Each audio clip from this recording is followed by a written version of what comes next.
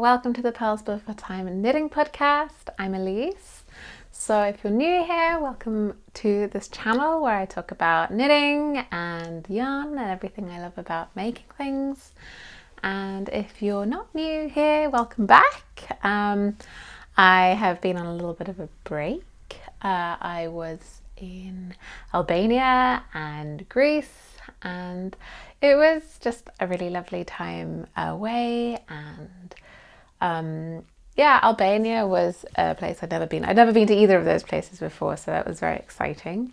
Lots of new experiences. I think Albania was particularly interesting because it's, an ex-communist country. So it had a lot of differences to places I've been before, and it was so beautiful. The nature was really lovely. I spent a week hiking in the Alps of Albania, the Albanian Alps. They are in the north of Albania. So we had a sort of trip where we hiked from cabin to cabin for a week and saw some beautiful scenery. And some of the days were a bit tough. One day we went over a pass called the Valbona Pass, which involved 800 meters elevation up and then 1100 meters down.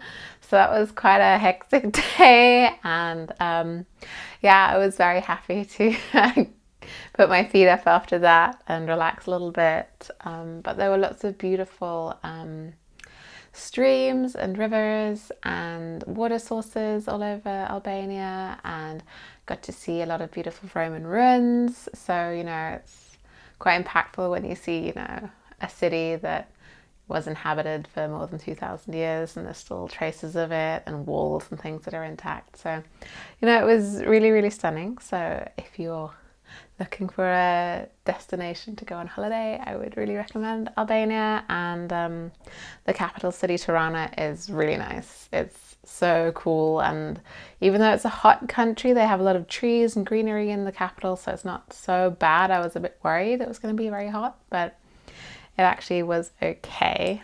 I did bring knitting with me, but I didn't get as much time to knit as I wanted, even though, I was on holiday and I had time to relax. But the first few days it was a bit too hot, and then I was hiking and I was a bit too tired, and at the end I got a little bit done. So I'm actually currently working on a test knit, and it's all in quite rustic wool. This is Danish sheep wool.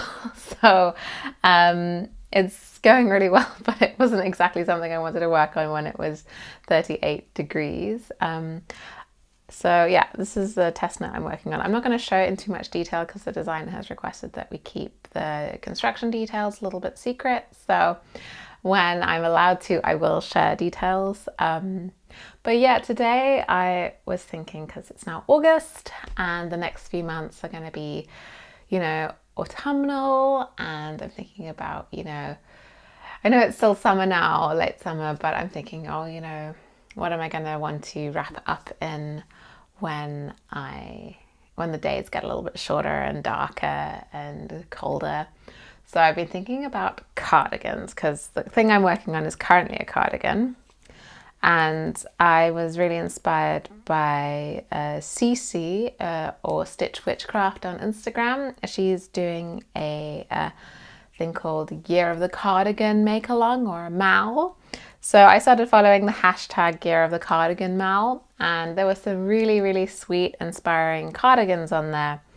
And I think I was just, I don't know, I'm in a kind of mood where I just want to make squishy, cuddly, cozy cardigans. So I thought I'd share 10 patterns that I think would be really lovely, snuggly cardigans to curl up in with a book on a little bit of a cooler day than it is today. Today is a little bit warm, but that's why I'm wearing this top, which is a knitted top. It's called the Tie Back Tank by, I think her name is Hannah Singleton, and I've made it in Sandnes Garn Duo, which is half wool, half cotton. So it's not a very cool top, it's a little bit warm, but it's really, really comfortable and soft. So I wear this quite a lot when it's like kind of in between summer weather. So yeah, I thought I'd start by sharing. I think I've got 10 cardigans that I want to share. Some of them are very popular on Ravelry, some of them are less well known.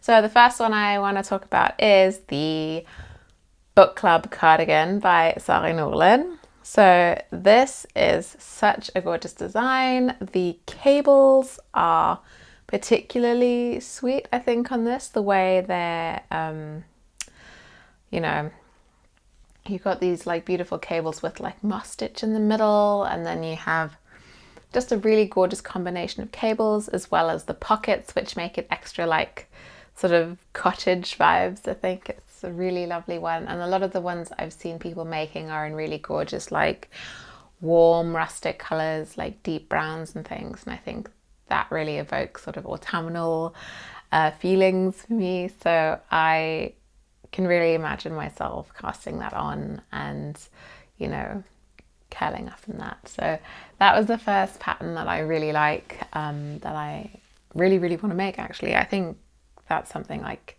if I do finish a couple more whips, I think I'm going to treat myself and cast that on. Otherwise, a cardigan that has been on my to make list for a very long time, actually, ever since this magazine came out. So I really like Amirisu, which is a Japanese knitting publication. And what's nice about them is they do like themed magazines. And this issue is fall winter 2021. I think they do 2 or 3 a year, not very many. But what was really nice about this particular one is that it the theme was films, and films that inspired the designers. And so what's really beautiful about this particular one is it doesn't just have patterns and then the film they're from.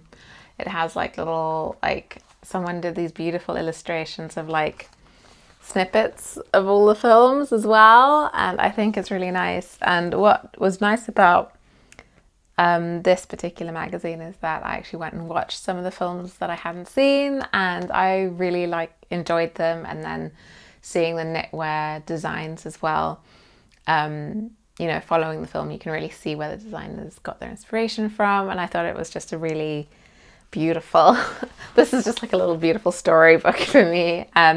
But the pattern that really like captured me from this whole magazine is a pattern called Kitchen Stories, which is a cardigan in colorwork. I hope you can see from this, but if you can't, I will insert a picture.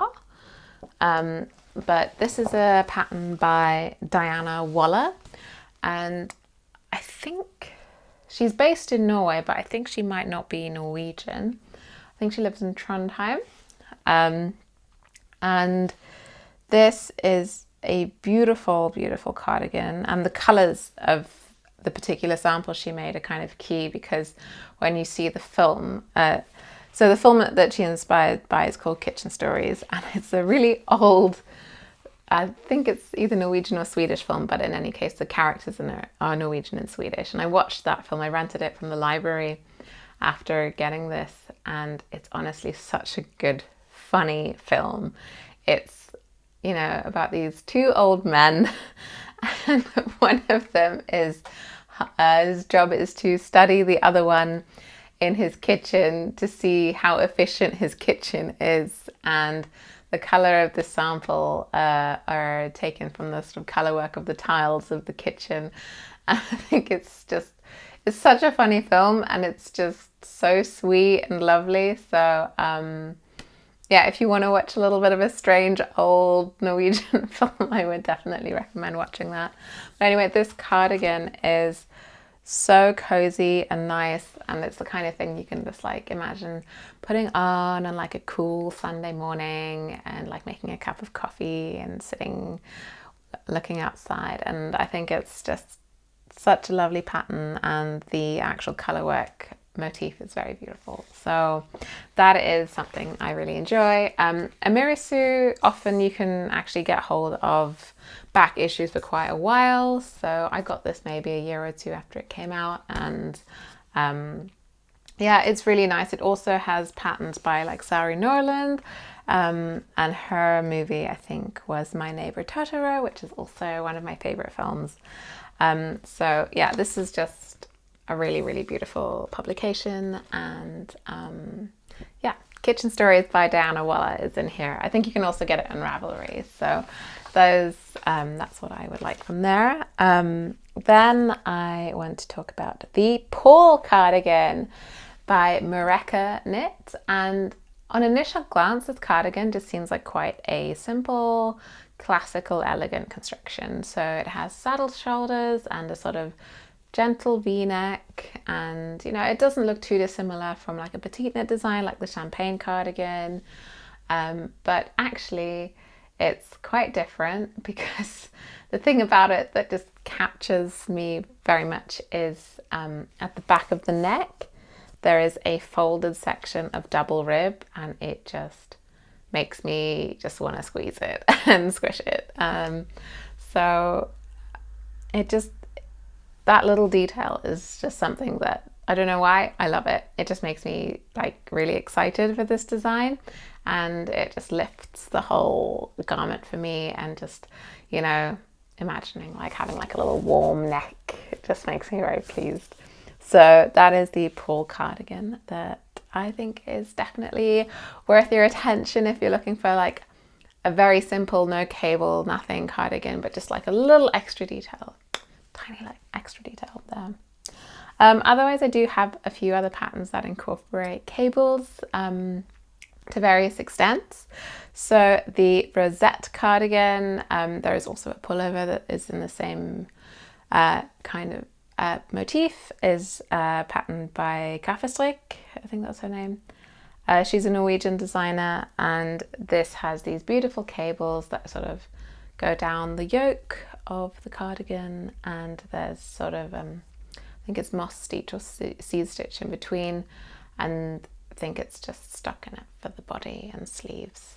And when this came out, I really wanted to make one. I never quite got around to casting it on, but I think it's extra cozy and nice, and I think it's a sort of overlooked design on a lot of sites, but I really, really like it.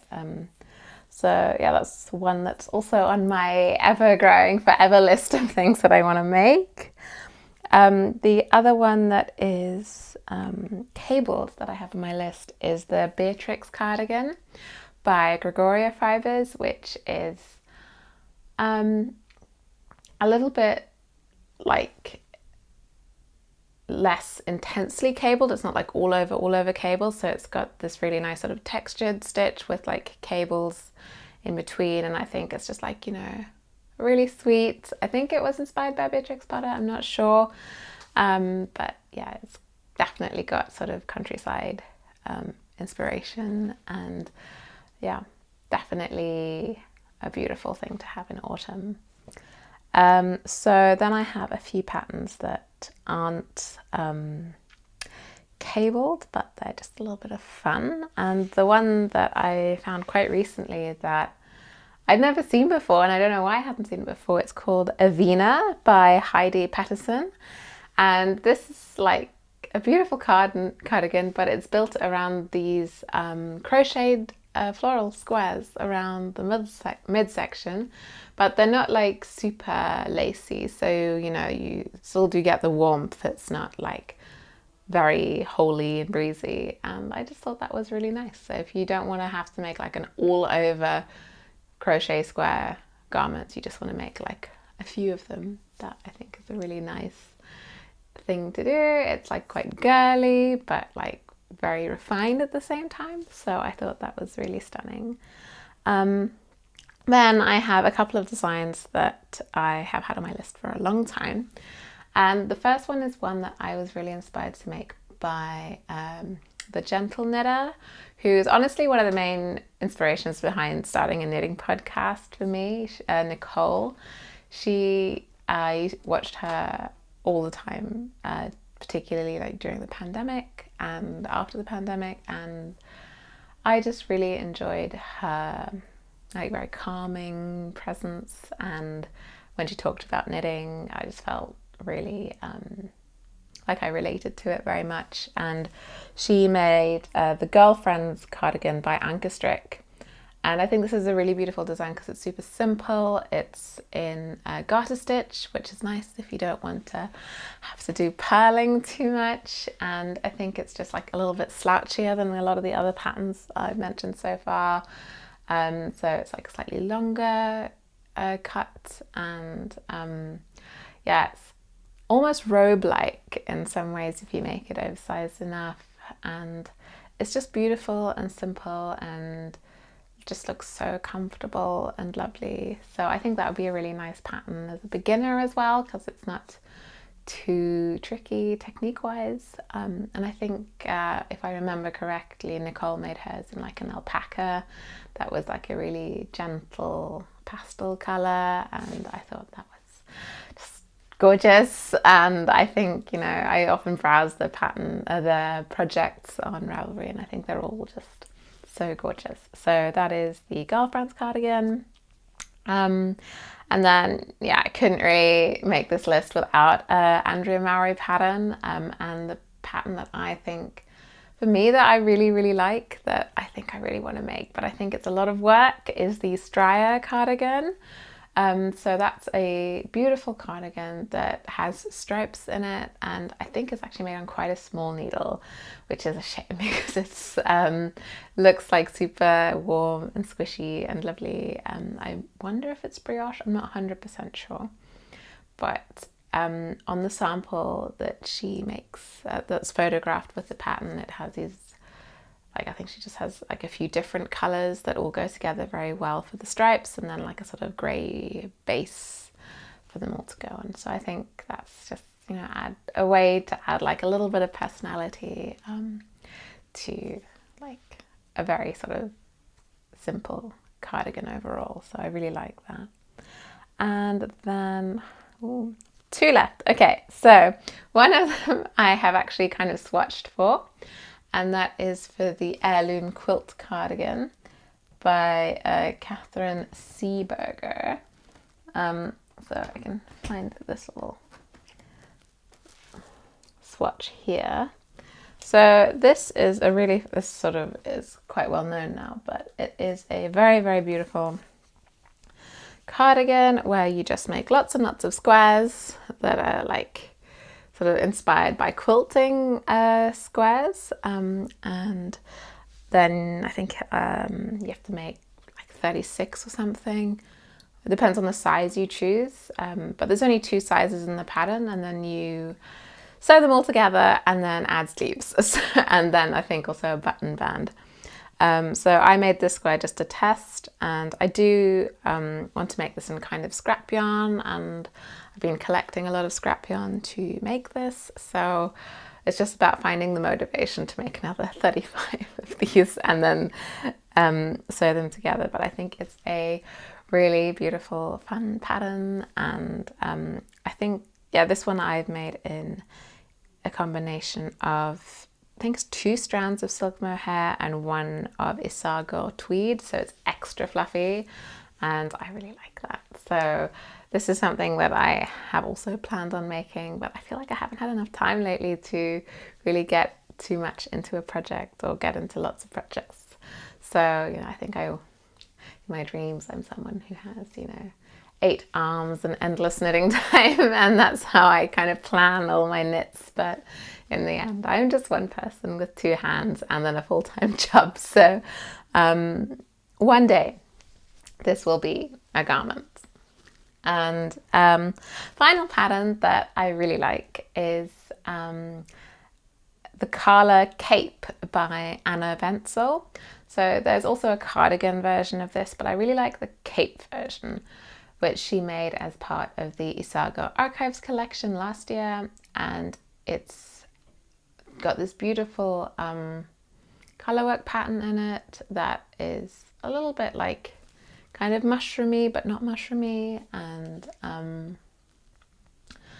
yeah, the shape of it's also quite nice. So it's not got long sleeves, it's got slightly cropped sleeves, and then it's got this like slightly different silhouette to most cardigans because it is a cape type of silhouette.